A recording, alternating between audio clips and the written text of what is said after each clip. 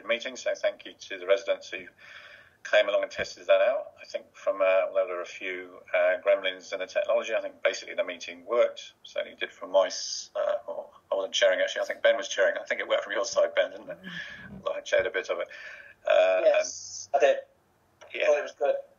Yeah, so that's good. So it's definitely a model that we can use in the future. I guess at the moment we've been hit with some other regulations that came in on Friday and were updated again on Monday. I don't know, Martin, would you just bring us up to date with what our latest view is on the because we've got the rule of 6, which apparently was going to stop confusion. Yeah.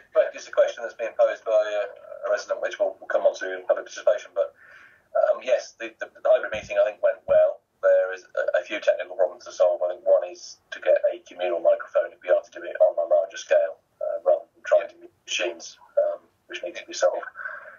Clearly, when we had it last Wednesday, it was capacity limited to 25.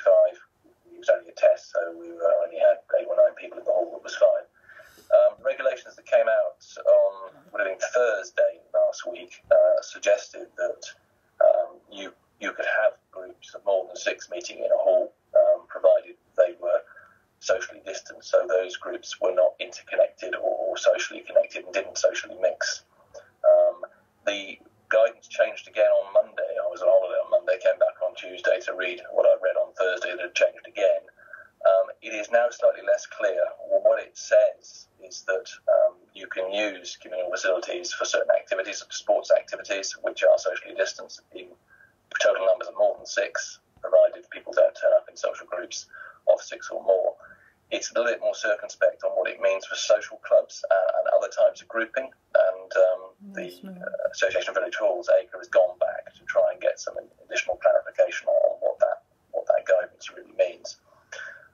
Our best interpretation as of today is that provided people are not socially linked, so don't normally mix socially or don't mix socially within their group, you can still have meetings of more than 6 people, observing all of the other COVID secure measures for the venue and making sure that the individuals or the groups attending don't socially mix or interact.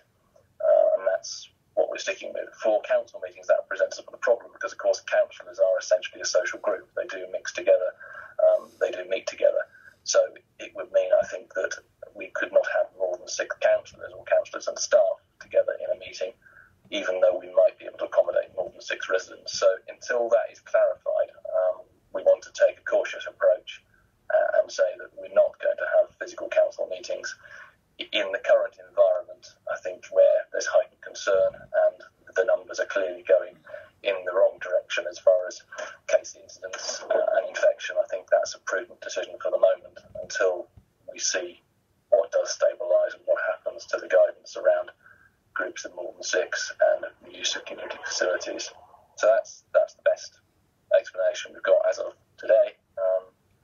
Clearly, we'll follow the changes in guidance and any other regulations that come